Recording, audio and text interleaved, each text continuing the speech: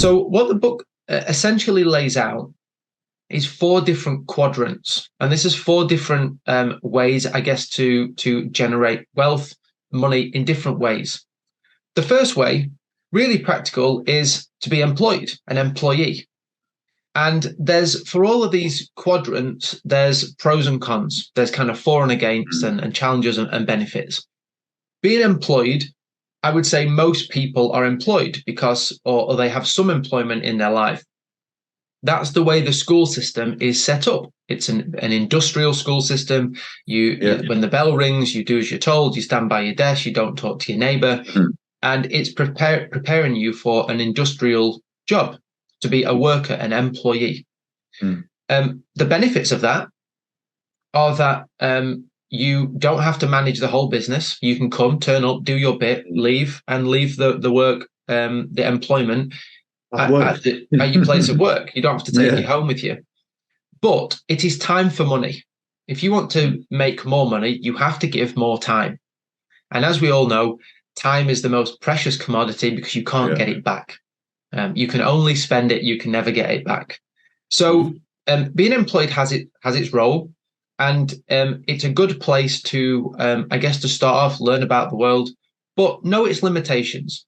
And that's the key with all of these quadrants. It's about picking the right tool for the job and knowing the limitations and the benefits and using them to get the most out of each one. What some people do once they've been employed is they might say, I can actually do this better on my own.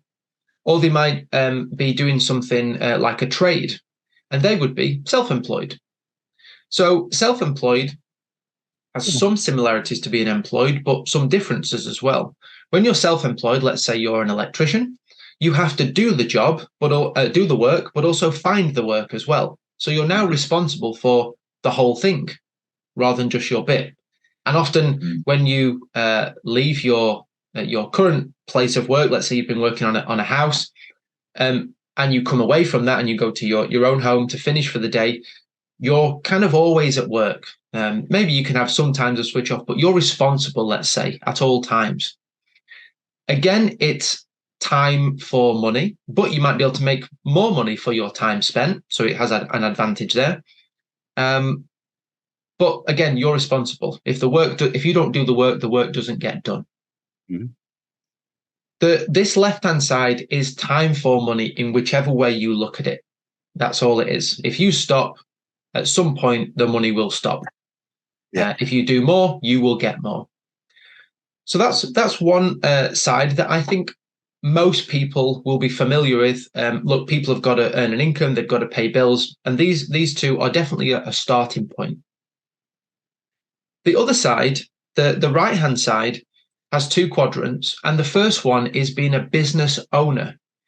Now, being a business owner would be owning something like, for example, a McDonald's franchise. Everyone knows kind of McDonald's. You buy the system, everything's been laid out. If you go to a McDonald's anywhere in the country, they're all essentially the same because they have a business system that you buy into.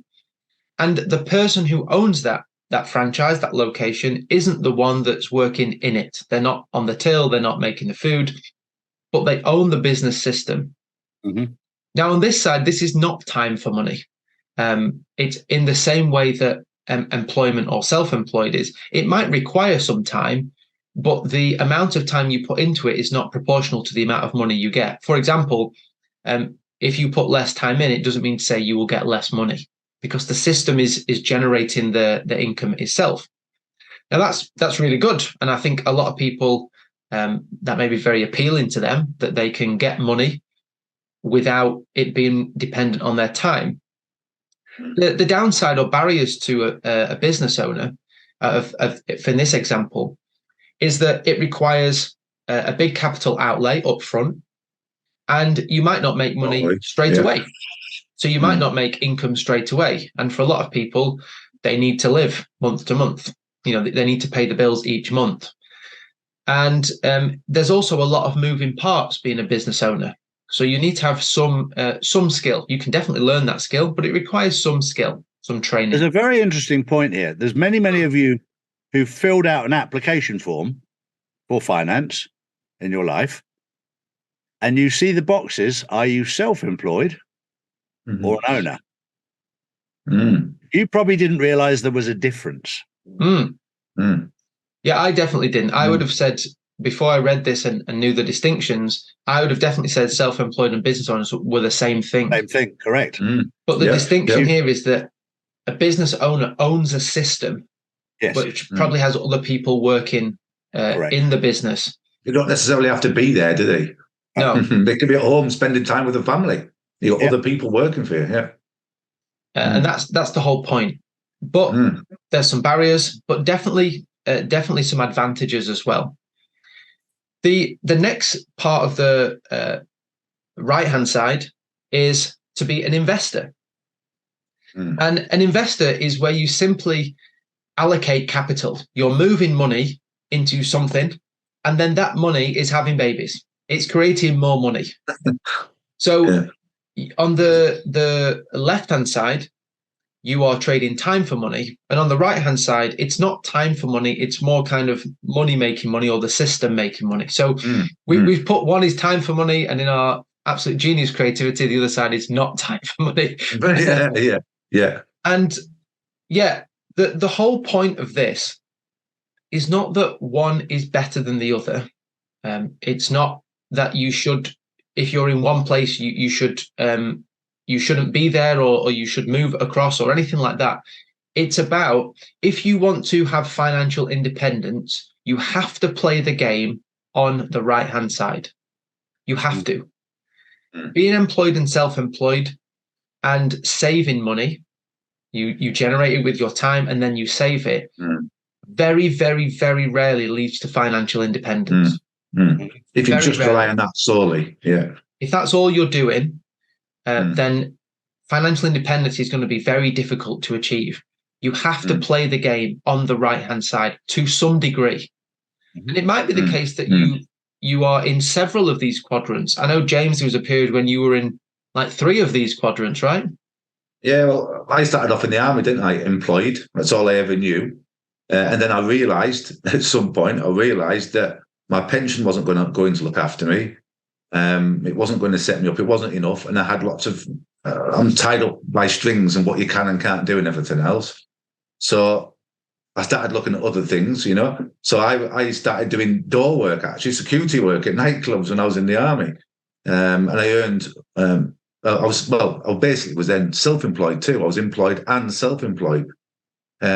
But with that money that I earned, that extra money that I earned, it wasn't good in the first place, obviously, because I was swapping more time for money. I was absolutely killing myself.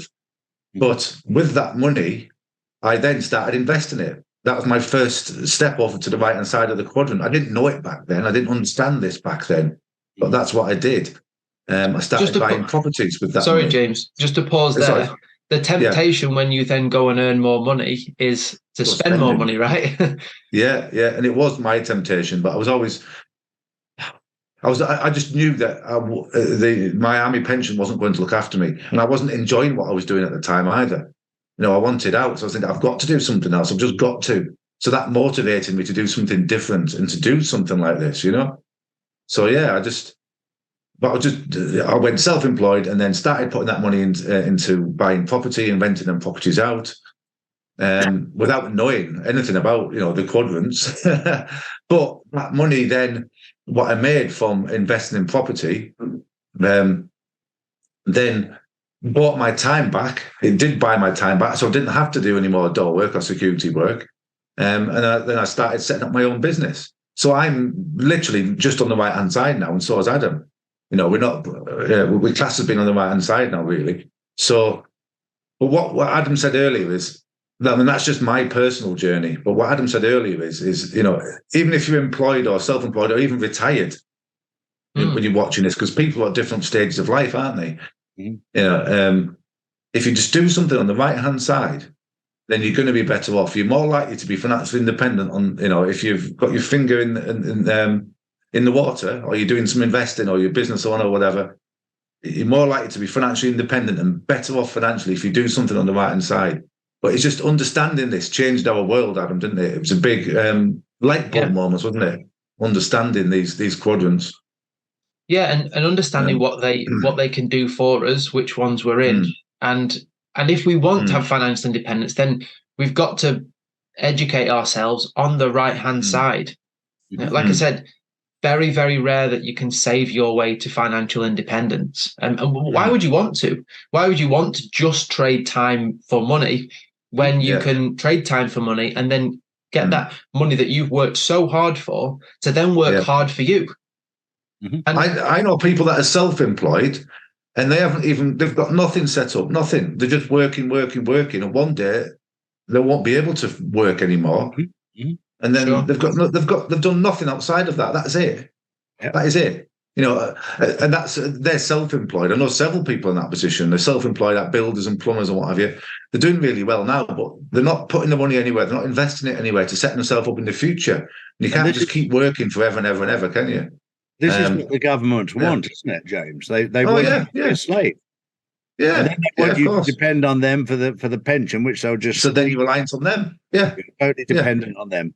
And we're talking about financial independence. Yeah.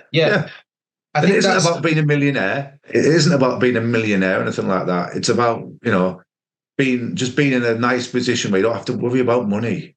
Yeah, and that's a key point, James, when you said there will be a time where you either don't want to work or you can't work. And this is... And you should have the option. You should have the option either. Yeah. You should have the option to not have to work too, we believe.